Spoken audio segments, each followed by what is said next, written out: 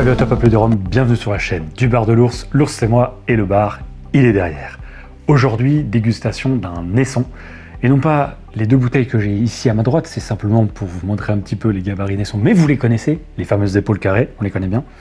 On est sur le 12 ans, un 12 ans d'âge. Donc on est sur un joli produit. Et on est sur le batch numéro 3, donc un millésime 2004.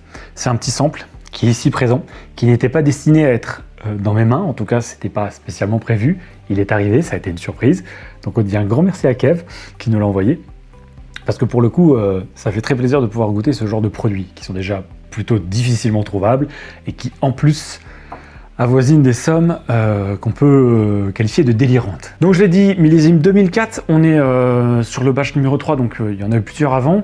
Il y a aussi eu plusieurs 12 ans, il y a d'autres 12 ans en 2005 aussi qui sont sortis. On a des 2004 aussi qui sont sortis, on avait eu un 7 ans et un 11 ans. Et là donc on est sur un 12 ans et on est donc sur un brut de fût qui titre à 52,7, on est sur de l'AOC Martinique. On est sur du pur jus de canne, bien évidemment. On est sur finalement la définition hors d'âge, puisqu'on est sur plus de 6 ans d'âge.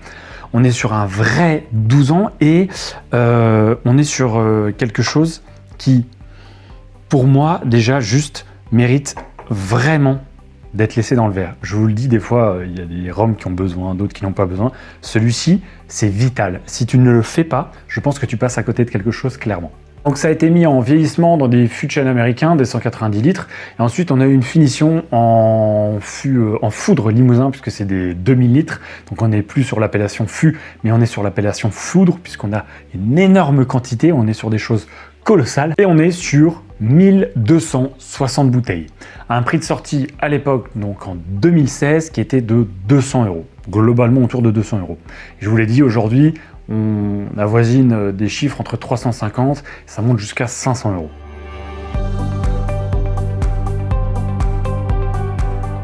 Alors sur l'arôme, on est sur quelque chose d'ambré qui tire sur des reflets peut-être légèrement cuivrés. C'est très profond. Les larmes sont assez fines et finalement on voit qu'on va avoir quelques années dans le verre. Parce que là, tu vois, c'est la coloration naturelle et tu sens clairement que tu es sur un très joli produit.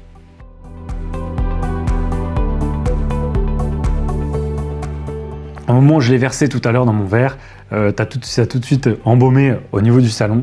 C'est clairement, franchement, c'est tout de suite un régal, vraiment. Tu rentres sur quelque chose qui est hyper chaleureux, un peu gourmand quand même, et vraiment qualifié de Naisson. Tu sais, on est vraiment sur cette pâte classique, mais hyper bien faite, déjà juste au nez, sans même venir dedans. Le côté légèrement grillé, peut-être un petit peu même toasté. On a le bois, mais qui est assez discret. Il y a un côté légèrement poudre de cacao. On a des épices. On a la droiture de la canne martiniquaise qui est là. On a un petit côté presque même un peu fruit confit. C'est une très belle intensité. Les degrés, ils sont top. Les 52,7, ils rentrent très très bien. C'est pas très fort au nez, mais on sent quand même qu'on a quelque chose. Alors on a une superbe harmonie, je l'ai dit, c'est très chaleureux. Waouh.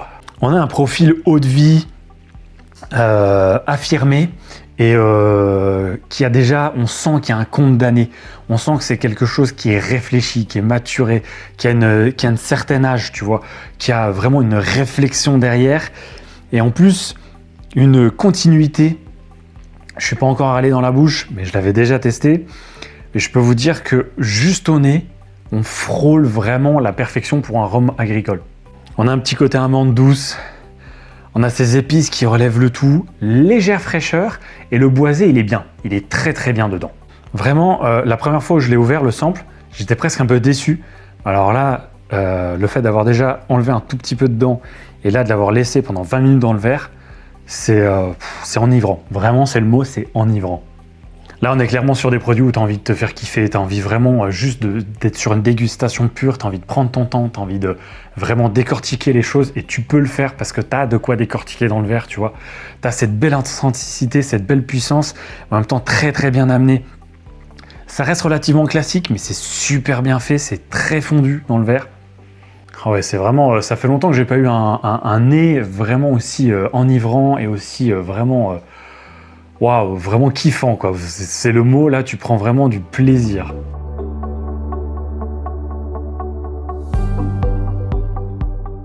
L'attaque en bouche, elle est top. Il y a une belle puissance, il y a une belle vivacité qui arrive, mais extrêmement modérée dans ses propos. C'est-à-dire qu'elle te le fait très très bien. Elle t'amène juste ce que tu as envie d'avoir. Tu as ces épices, tu as ce confit, le jus de canne. Très chaleureux, effectivement. Le nez est fidèle à la bouche. Un petit peu plus, peut-être un petit peu plus soutenu la bouche que le nez encore, qui faisait presque même un petit peu trop sage. Sage, mais très très bien fait quoi. Le profil en fait il est un petit peu plus sombre finalement quand tu rentres dans la bouche. Il y a le compte d'âge, tu sens vraiment que tu es sur quelque chose qui a eu le temps de se poser et de pouvoir être amené comme il le faut. On a le boisé qui est un peu plus présent sur la bouche qu'au nez, mais sans être non plus trop fort, trop à venir t'agresser les papilles. Il enrobe finalement bien les épices, la vivacité, petite touche de effectivement chocolaté, plus côté chocolat noir. On a une toute petite gourmandise peut-être sur ce confit de fruits. On a le côté eau de vie âgé. Oh, la patine elle est top. Ça te prend la bouche. C'est un tout petit peu huileux. On a le côté légèrement torréfié aussi qui vient. Petit grain de café. Flan vanille. Aux œufs, crème aux œufs plutôt, crème aux œufs.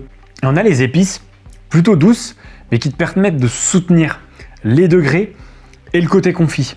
Et ça fait un super accord, ça va très très bien ensemble. Ça, tu vois, ce triangle, ces trois-là font que la bouche, elle est intense, elle est longue, elle est décorticable. On a des notes un peu grillées, vraiment on a une belle profondeur, on a une belle richesse.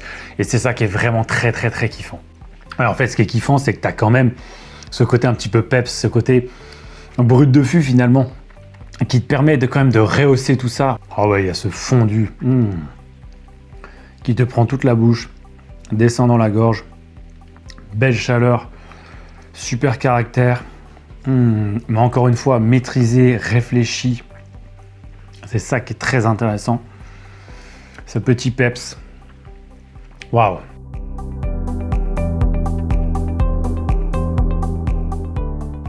Elle est longue. Elle va très très bien avec la bouche. Elle est logique également avec le nez. Il y a cette petite vivacité qui te prend partout. Petit côté presque un petit peu l'amande que j'avais, amande douce, c'était plus là, on est plus sur le côté amande grillée. Et tu as les épices qui restent, qui donnent presque une fraîcheur de bouche.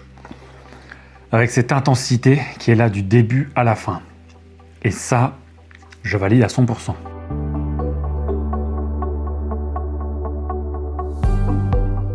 Bon, pour conclure, là clairement ça va être très compliqué de ne pas mettre un 10 sur 10, hein, on va être honnête. C'est la seule raison à laquelle on pourrait ne pas mettre un 10 sur 10 parce que c'est une série limitée 1260 bouteilles et aujourd'hui malheureusement ça coûte très très cher. Après c'était déjà un budget hein, quand même quand c'était sorti. Donc voilà, ce serait peut-être le seul bémol sur lequel on pourrait mettre. Mais franchement, avec la qualité du jus, avec le moment que je passe là, je peux pas mettre autre chose qu'un 10 sur 10. C'est pas logique. Je peux pas. J'avais eu ma première approche avait été un petit peu moindre, un petit peu plus modérée. J'avais été presque un petit peu déçu parce que j'avais beaucoup d'attentes peut-être. Et je l'avais pas laissé s'ouvrir assez, je pense. Et là, clairement, je m'étais dit 9 sur 10 sans doute. Mais là, non, c'est pas un 9 sur 10, c'est un 10 sur 10. Ce qu'on a dans le verre, ça mérite un 10 sur 10. Clairement mérité. Il n'y a pas, voilà, je n'ai pas besoin de parler 20 minutes pour le dire, quoi. Donc, on est clairement pour moi sur un super produit de dégustation. Tu vois, tu as une intensité, une richesse qui est géniale. Pour moi, tu vois, par exemple, c'est meilleur qu'une Armada que j'ai goûté sur la chaîne sur laquelle j'avais mis un 9 sur 10, qui manquait d'âme, qui était trop classique, trop simple. Là, tu as ce qu'il faut, tu as ce qu'on a besoin, tu vois. Ce côté brut de fût nous ramène vraiment cette, je sais pas, c'est cette allégresse, cette puissance, ce plaisir en bouche finalement. Et on est meilleur, par exemple, aussi pour moi qu'une Onaginta que j'avais goûté au Whisky Life Paris. Clairement, c'est des produits comme ça, c'est génial, mais vraiment, c'est génial. Voilà, 10 sur 10. Aujourd'hui, on en trouve encore un petit peu, on en trouve encore. Je crois qu'il y en a une sur eBay autour de 350 €. Donc voilà, ça se trouve encore.